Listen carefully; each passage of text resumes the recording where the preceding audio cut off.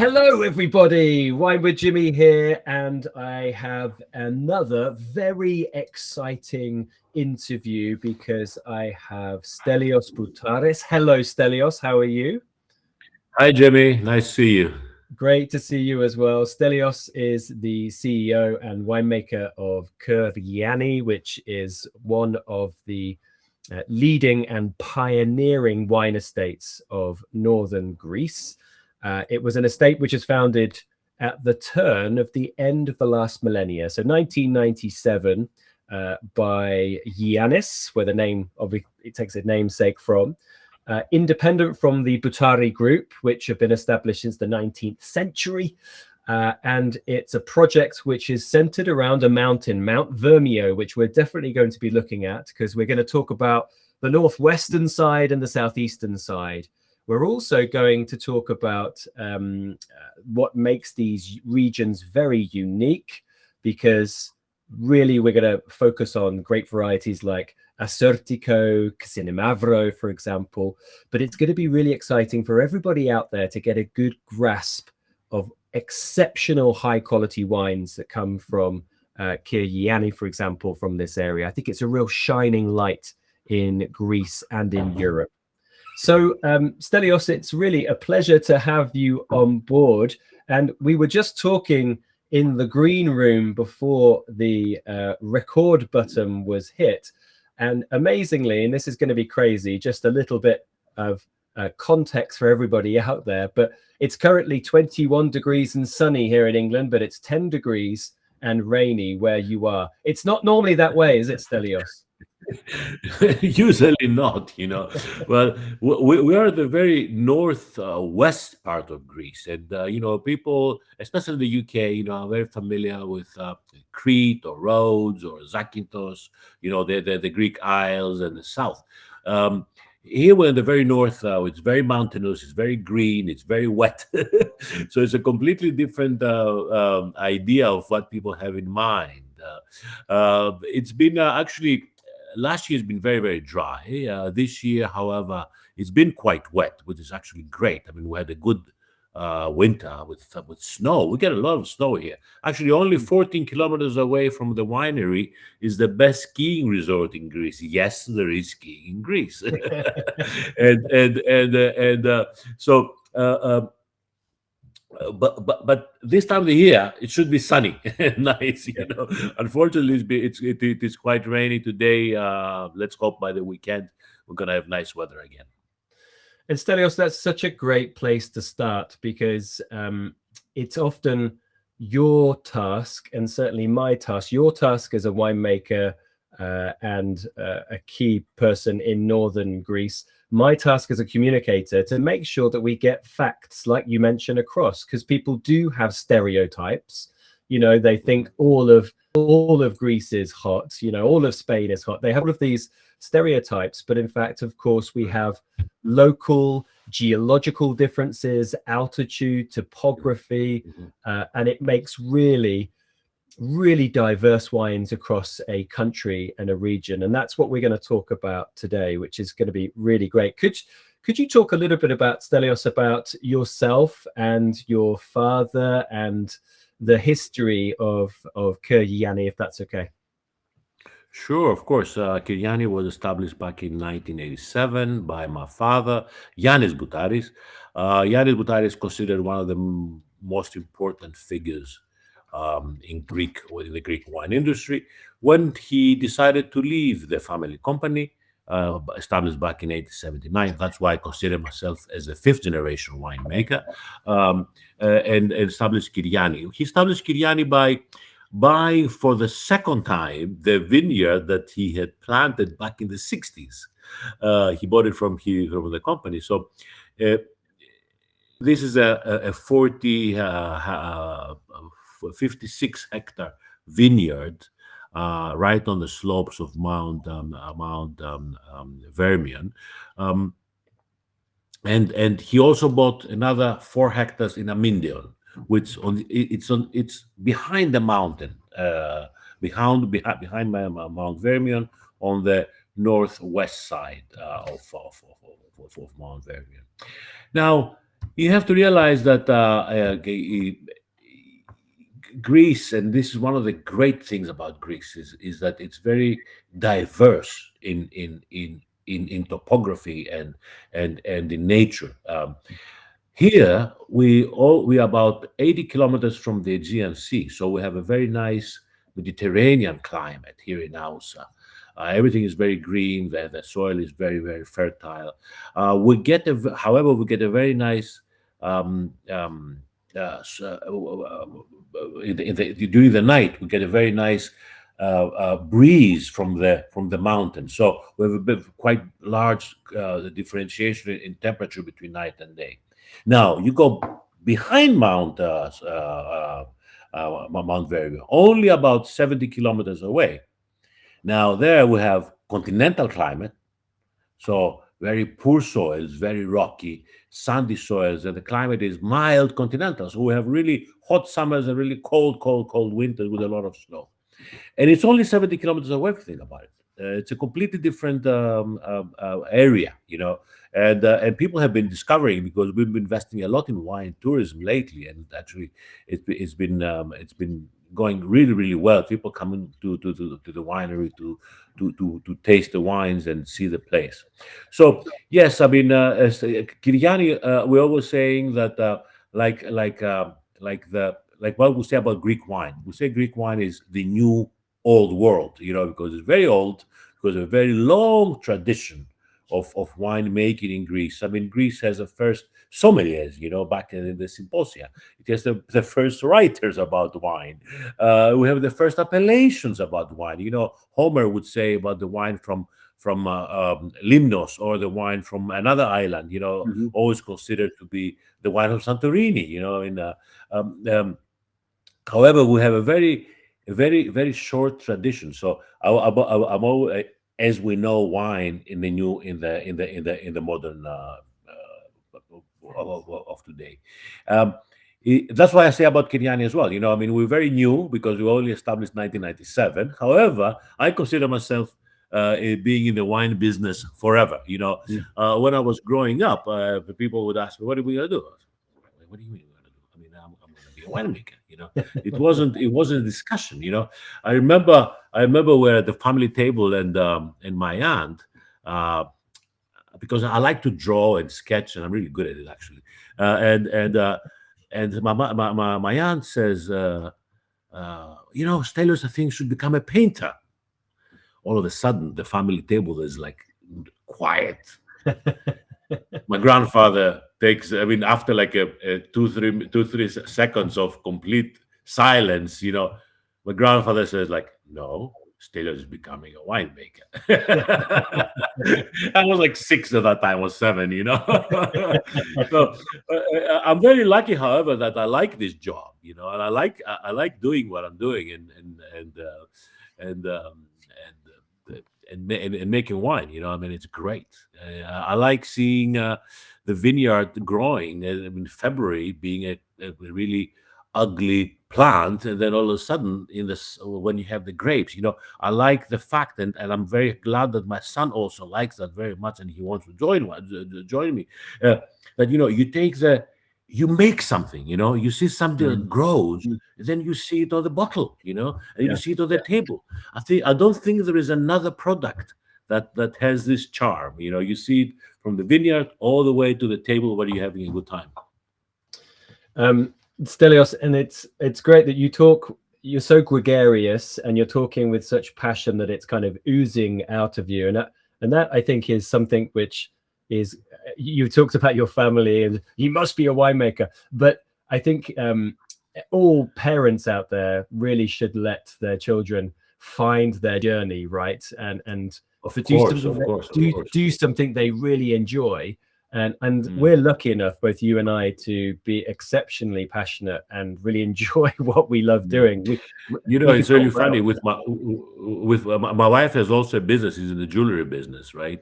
And we did everything for. We tried to give to our kids. We have 3 kids, right? 2 daughters and a son. To make sure that they will do other things Yeah. than jewelry and winemaking. and they did a lot of things in the summers and this, and then we would never talked about them joining the business. Yiannis, my son, is joining the business only after he raised his hand and said, "I want to join the business." I Yeah. mean, it was Yeah. never a pressure on him. Yeah. No, fantastic. So let's talk a little bit about that locality. You've mentioned it already. One thing I note about around your location, Stellios, is that every mountain starts with the letter V, and even lakes start with V up in that area, right? Right. I'm so surprised that your winery doesn't have a letter V in it. Yeah, that's funny. Yeah. Because what are the mountains? You have Vermio, Vitsi, and Voras. Is that right? In Voras, yes. You Yeah. have the three mountains. That's in the Amyndeon region, Right. and you have the three mountains all starting from V. It's really funny. No, I never thought about it. Somebody pointed out to me a few years back, and I said, like, yes, you're right. I mean, we should have done some marketing trick around that, but we never did. But that's a good idea, I think. Maybe we'll do a wine, the three V's or something, like or under the three V's or something. Yeah, I mean, there's more skyrocket thinking that needs to happen, but I'm pretty sure it will. So so your area, then, you've mentioned that you have very unique differences because you have more Mediterranean side, you have more continental side. Mhm. What does this do in terms of what you can cultivate? What grape Yeah. varieties do you have at your disposal, and then how is the style impacted by your locality? Right. Well, the main variety and the variety that grows everywhere in our region in the northwestern Greece is Xinomavro. Exactly. Yes. Well, Naoussa is the appellation, is the town. Xinomavro is the variety. Exactly. Yeah. Now, Xinomavro is what we like to call one of the Greek noble red varieties. If you go back in the 70s or even 80s, that was the only variety that was grown here. One of the reasons that Xinomavro is very, very, very versatile. It makes great sparkling wine, white sparkling or rosé sparkling wine in Amyndeon. It makes a very light rosé. It makes a full-bodied rosé, like Akakiyes. We have a wine like that. Then it makes a serious rosé, like Agathotor, barrel fermented. Then you make the great Naoussa, an everyday, easy to drink, fruity wine. Then you make a big Ramnista, which is a Vin de Garde, like a wine that can age for many, many years. A lot of people say that it has some resemblance to Nebbiolo. And Stelios, can I just interject? Can I ask you about this? Because do you see it as a positive or a negative, or both, that people often associate it to Nebbiolo? Well, I think it's positive because Nebbiolo is a little bit more well known. So people say, okay, very often as I just did, I said, like, it's a little like Nebbiolo. However, we never say it's like it's a sister to Nebbiolo or something. Xinomavro is standalone, and it has its own character. It has this beautiful nose, a red currant nose, and we'll taste the wines later and we'll talk about it. I think it's a really unique proposition to the wine world. I really believe that as Greek winemakers, with new kids on the block, really, if you think about it, Greek wine, right?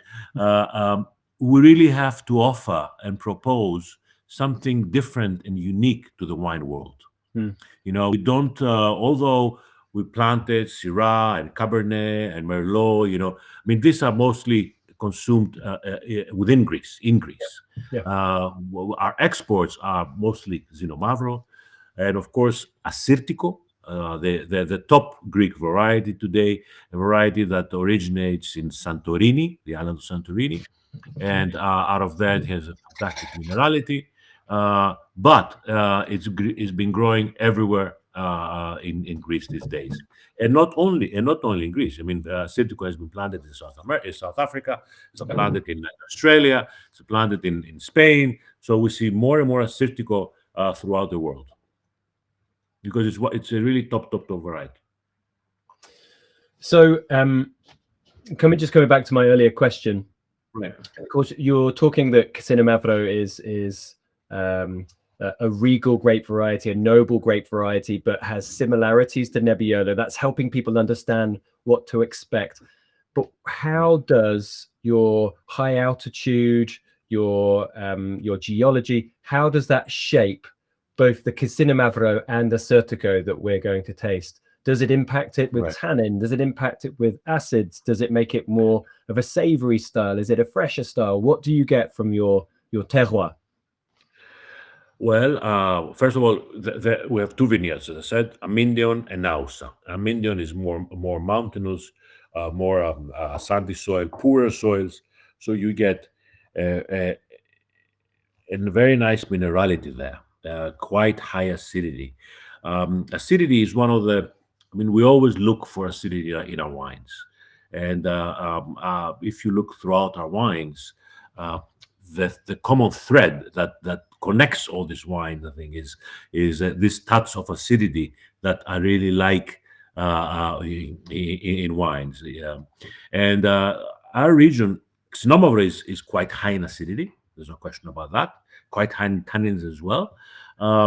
You will find the wines of Amyndeon to be more like cherry flavored, cherry fruit flavored in the nose. You will find a quite higher acidity in Amyndeon. You find a lighter body in Amyndeon. While in Naoussa, because it's the heavier soil, you'll find bigger wines, more powerful, quite high acidity, a little bit more tannins, a bit more harder tannins. So this is like a challenge we have every day in the winery, trying to master these tannins. You know, we want tannins. Don't get me wrong. We want tannins because tannins are they build up the wine, right?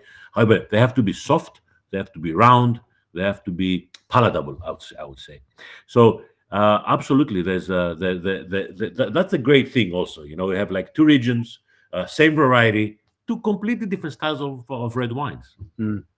And Stellios, if I could pick up on that point there, because I think everybody who's watching this around the world, when they watch this recording, will be please ask Jimmy if you can find out how you manage those hard tannins, because you said it's a challenge in the winery. So what steps do you do to make Naoussa Xinomavro more softer in your opinion, or less? Well, yeah, I mean, you know, for example, the time of my father, right? I mean, he used to leave the fermentation would take like 25 days.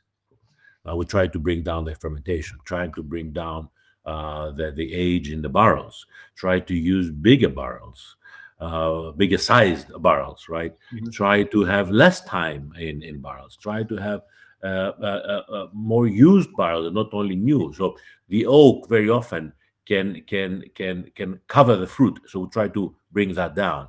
Mm-hmm. Also in the vineyard, you know, we're trying to harvest. We go 3 times, 2-3 times, depending on the year, of course, and we make sure we get only the ripe grapes. That's very important also in the vineyard, to have more leaves. For example, I can go on for like 2 hours and tell you the different things we do, and still it's not going to be enough. Have we managed that yet? We are in a good, not yet, I would say. Still, the tannins can be quite there. However, I think that the tannins today are much more. The tannins are much more ripe, and also the other thing is that we try to put some bottle aging in the wines. Now, for example, now we have the 2019, so we have like a 70-year-old wine with a current vintage. You know, I think Stellios, I think what people will take away from that, the fact that I posed that question to you, it's kind of strengthening the difference between Amyndeon and Naoussa. That difference between the two. You mentioned that Amyndeon has that kind of fresher. They're still very complex wines, but there's a slight more fresh minerality to it. And Naoussa is that little harder tannin, a little bit more sort of from that heavier soils, that slightly darker character. That's More going to be very complex, more powerful. Yeah, yeah. yeah, more powerful. People will take that kind of information away, which is really great. Mm-hmm. And you mentioned both areas are very high in acids.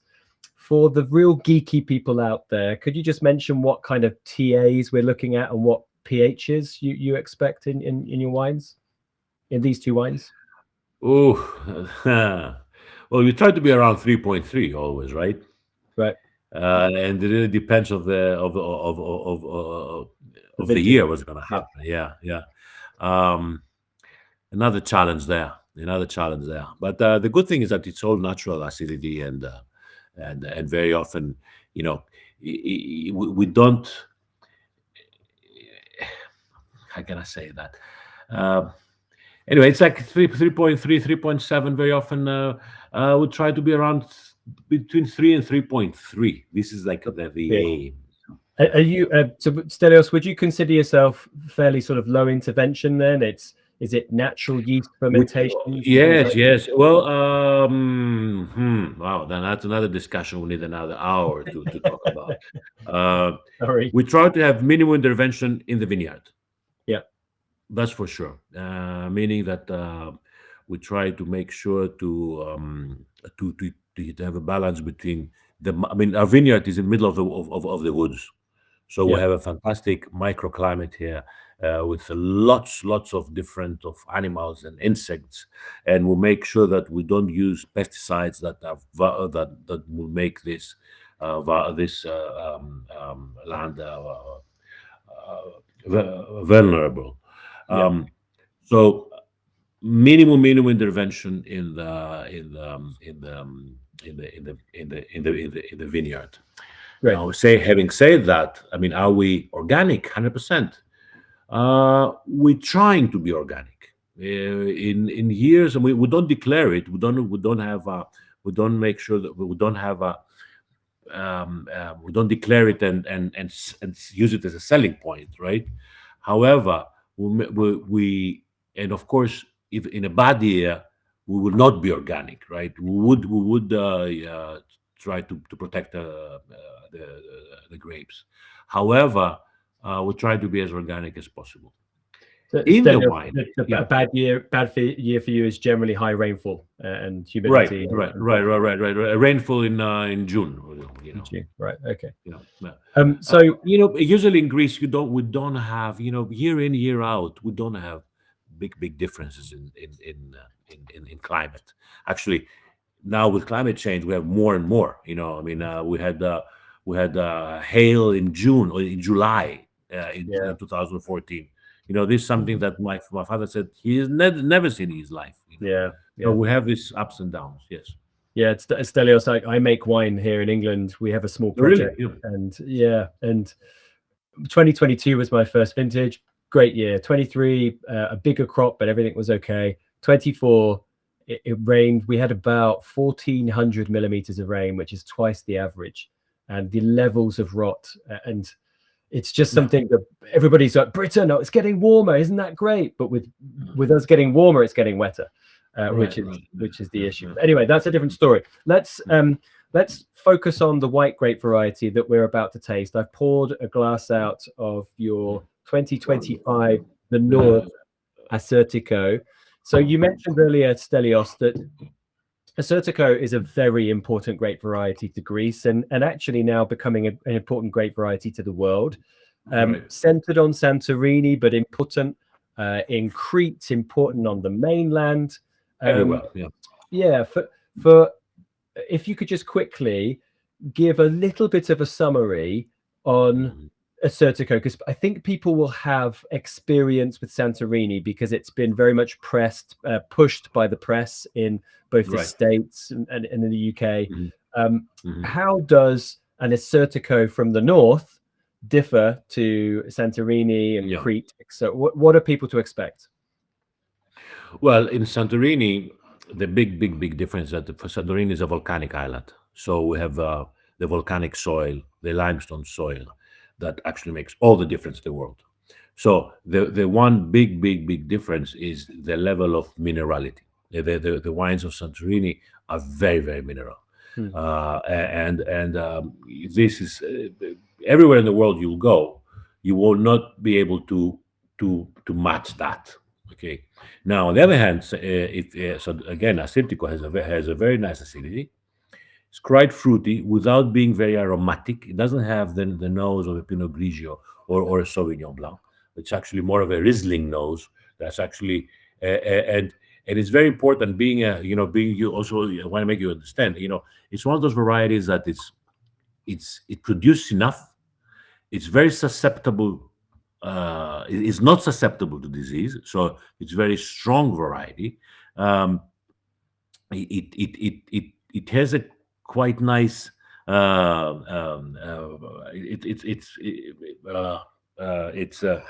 it's collected in late September, mid to late September. Hmm. It's beautiful acidity, makes nice big grapes without being too much, and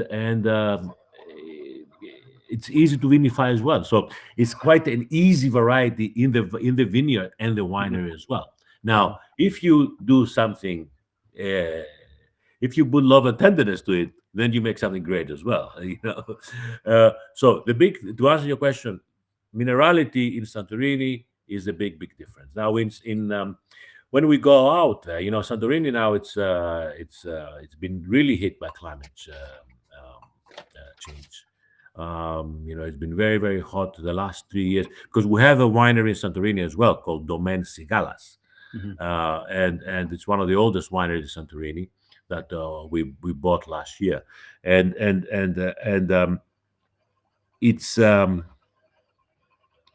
it's been very difficult the last years. Production has dropped dramatically. However, when we go out there and we have a Santorini wine next to Ramnista, for example, Xinomavro, then we have also the North, which is an everyday, not every day, I would say an introduction to Assyrtiko. Okay. So Mm. some questions here for you. You mentioned that Assyrtiko is a bit more like Riesling. So my question Especially when here, it ages, it gets petrol style nose. Yeah. that was going to be my question.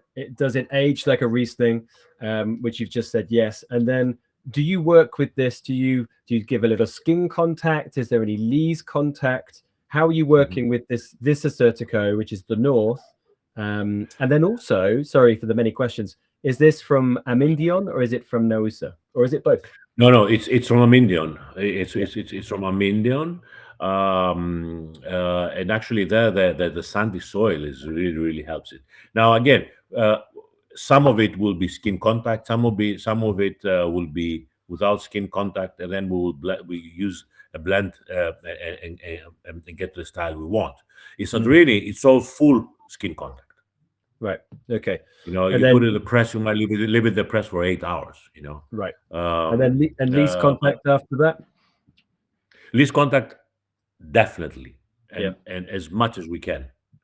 For example, I mean, we're done with harvest in late August in Santorini, or here in mid September.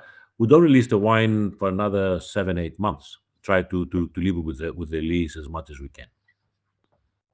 Great. Yeah, thank you so much for taking us through Assyrtiko, because of course people will have that real mineral, smoky, flinty a note in mind from Santorini, but here there is still a saltiness, there's still a freshness, Saltiness, the flintness, but it's got, it's very crisp, I think. yeah, and then it has a real gentle soul as well. It's very soft and it's very sort of easy in the mouth, that has that brightness behind it. I love that you've built a little bit of aromatic with the skin contact, with the lees as well. It's a really great Assyrtiko, which you must be super proud of. Do you have any single vineyard Assyrtikos? Do you do any different styles of it?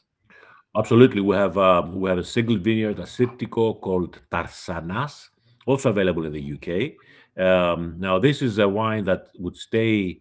This would be about half of it would be barrel fermented, the other half cement fermented, and then it will stay on the lees for at least a year and a half before released. Hmm. So this is much more bigger in the mouth compared to Yeah. this one. Similar style. It's from one single vineyard up at 800 meters high, and it's really my favorite wine. Fantastic. Cool. Okay. Well, that's the Assyrtiko, which I think is such a great wine that will fit very well into multiple markets. Wine with Jimmy is very important in places like the US and Canada. We will put, for everybody watching out there, we'll put all of the available importers and as many stockists as we can find in the description of this video below. So you'll be able to find, hopefully, where to go and buy this wine. So we earlier, Stellios, talked about the flagship noble grape variety of Xinomavro. And I mean, it's our painful job to do this, but I suppose we should try a couple, shouldn't we? Yeah, well, what are you going to do, huh? Two wines we're going to be trying. The Naoussa is the PDO, right? It's a Cuvée village, which means it's from everywhere around here. And this is Ramnista, which is a single vineyard, Ramnista 100% Xinomavro from our vineyard here in Naoussa. Now, I always like to taste these two together because it really shows the difference, And I got to say, Stellios, to put a little bit of context to what you were mentioning before about how Xinomavro has a real beautiful nose. Right. I just did a big tasting of a main wine warehouse company here in the UK, and I and I recommend my favorites. Easily the best red was a Xinomavro in a lineup of about 50 wines. Really? Wow, it's great. Great to hear. It stands out. It has aromatic. People will be able to link it, as you mentioned, to things like Nebbiolo, for example.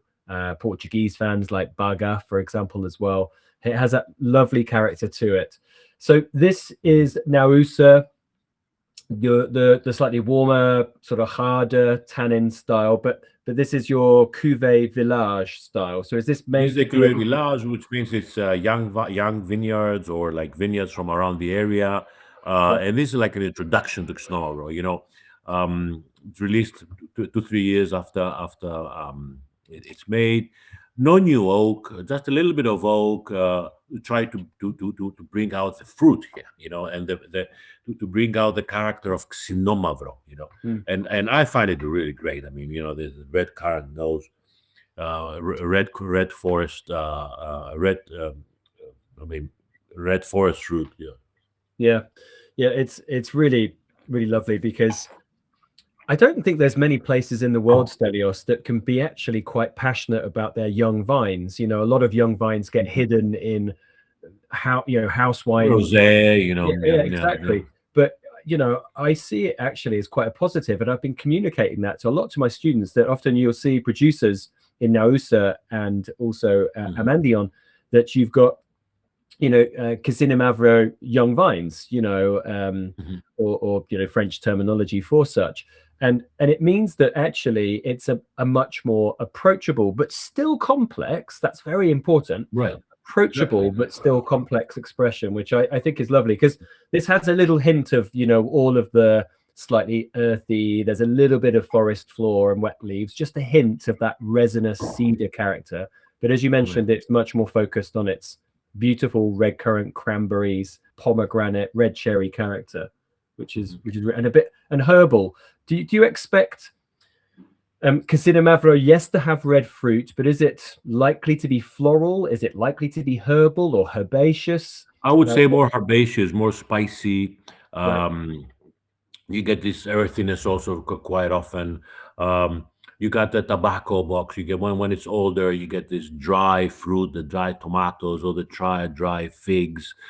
You get all these like different layers of taste. I think. It's not a wine for everybody, of course, right? It's a wine that requires some patience. That's the one thing, and also requires some. I wouldn't say knowledge, but it's not like a Merlot that you can drink, sitting on the porch and just like sipping away a red wine a bit cold. I would say that it's a great, it's very food friendly, as Yeah. is Assyrtiko, as are all Greek wines. They're very, very food friendly in the sense of the good acidity they have, and the very and the different taste, I would say. Yeah. And I think you're exactly right. There is a real positive rustic note to Xinomavro, like you would get with a Nebbiolo, for example. But of course, it has elevated acids and tannins, and they're two things that could, for a very casual wine drinker who likes a soft wine here and there, they're things that will require patience, as you mentioned, because acids and tannins tend to be the thing that frustrate people that don't know anything really about wine. But of course, with a bit of education, with a bit of communication, they will understand that. You mentioned food matching. What would be a couple of great local dishes that are easy to rustle up around the world? What would you suggest? Well, we have increased with a lot of vegetables. People think that we only eat lamb and more lamb. We don't eat a lot of meat. We eat a lot of legumes and we Yeah. eat a lot of vegetables. And actually, the region here in Macedonia, it's the gardens of Midas. It's like everything you grow. It's like fantastic vegetables around here. So you have all these like tomato and peppers and eggplant dishes here that go really, really well with Xinomavro. Of course, if you add a little bit of lamb, it doesn't matter, right? or you have what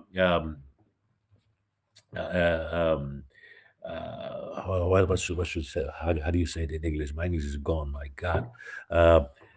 You have this beef with prunes, for example. Yeah. That is really a local food that goes fantastic well with Xinomavro. You have the sweetness of the prune on the one side, you have the acidity and the tannins of the Xinomavro on the other side, and it really, really explodes in your mouth. Stellios, I understand why you're so happy, because you've got the gardens of Midas growing everything. You've got mountains of Macedonia, and then you've got great wine off the back of that. So there's a lot of positives that you have very aptly surrounded yourself with. That's fantastic.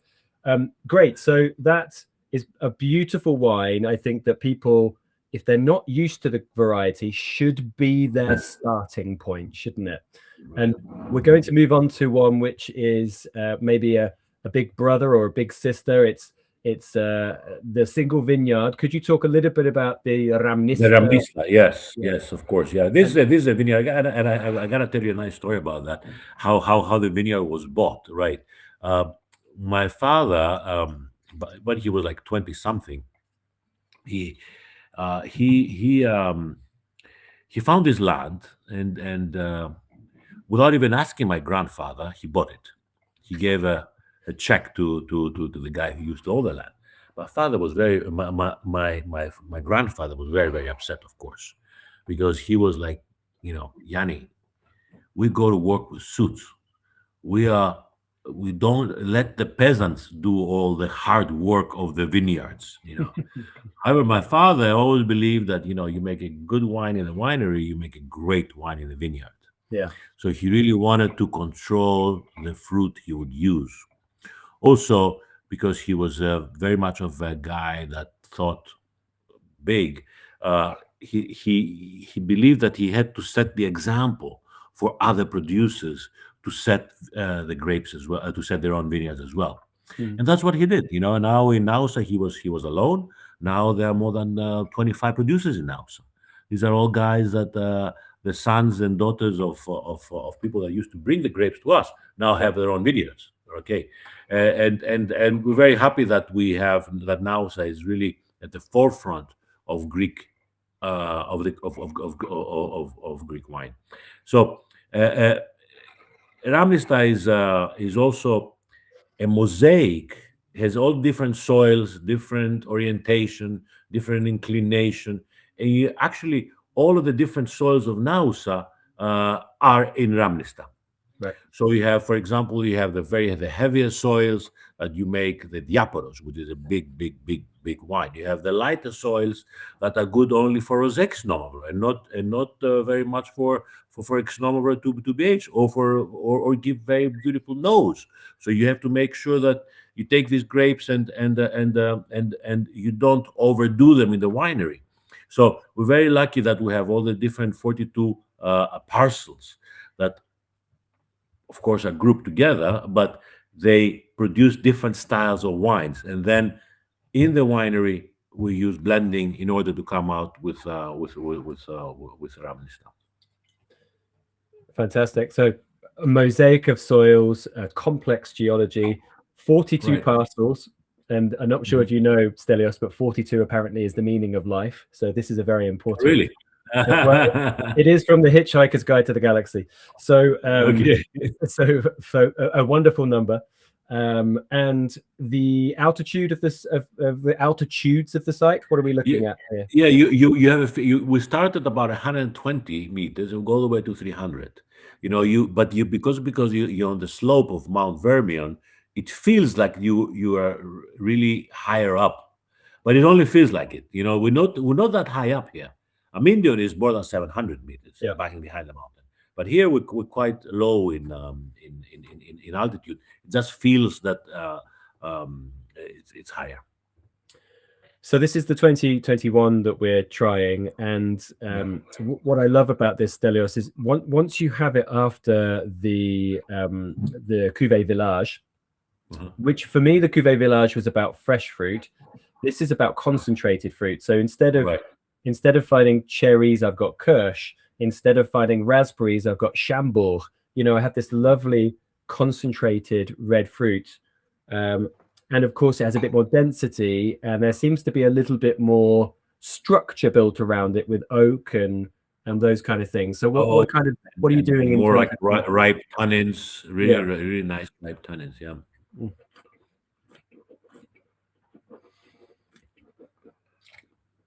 And I bet that ages for a long, long time. Oh yes, and we this is something that we do. We try to keep as much as possible back. So for example, we kept it 2011. We released it. We released it 2021. 10 years later. So we do all these things. Try to keep it back as possible. Well, Stellios, if you're ever hosting some sort of vertical tasting out the winery, then please pop an invite my way. I'd love to. It would be great. It would be great. It'd be great. So, fantastic run through of the wines. I just want to talk a little bit about economics and markets, if that's okay, for people interested in that side of it. You mentioned that, well, in the green room before, we mentioned that 26 was a bit more of a challenge, I think, more in terms of viticulturally. But what kind of a situation is it? You're such a pioneer, your family, for not only making great wine, but then, of course, being able to do the next step, which is the hardest bit, really, to market it and sell it in multiple places and win awards. You're such award-winning. How is it? How has it been in terms of marketing your wines, and how is it today? Is it easier marketing your wines? Well, I've been doing this. Started as after school. My father sent me to the States to sell wine, right? And that time, I remember being in Florida at a wine shop and trying to sell some Assyrtiko at that time from Santorini. The guy said, "Come on, boy, what are you doing here? Go back home. There's no place for Greek wine." So was that your American accent then? Yeah. I can't remember where it was, because I would really love to go back there. Back then it was very, very difficult. That's back in the 90s, right? We've gone a long way, though. There's been a quiet a revolution in Greek winemaking, I would say, where first of all, we started like working together, winemakers, and having the same story, telling the same story. That's very, very important. We started traveling, and I was saying that the wines have improved in quality tremendously. And I'm always saying that the crisis, the Greek crisis, 2015, was had a positive effect on us. Why? Because we became more vigorous, became more extrovert. We started traveling more, Yeah. started doing a better job on everything. And Yeah. right now, Greece is probably at a very good stage Mm. within Europe, but also throughout the world. Greek wine tourism is really doing well. Um, Tourism in general in Greece is really the driving force. So this shows also into wines. It's a little bit more easier. We sell to 52 countries Well, today. We sell to countries like Kazakhstan or countries like French Polynesia. I don't even know where these places are. And the wine has improved. Greece in general has improved. We are very good in. I mean, we spend a lot of time, money, and effort in the export markets. There's a question about that. Mm. Um, during my 40s, even 50s, I would spend half of my time traveling. Yeah. And this is something that it's not easy often, and it's very expensive also. Yeah. Yeah, but on the other hand, it's that's the good thing with the wine business, that when you build it, that it stays there and can stay there forever and ever and ever. And so we're very happy with that. Stellios, Wine with Jimmy goes out to, I think we now have over 200 countries where Wine with Jimmy people register to learn with me, to get them through their wine exams. So global Wine with Jimmy is a very global project.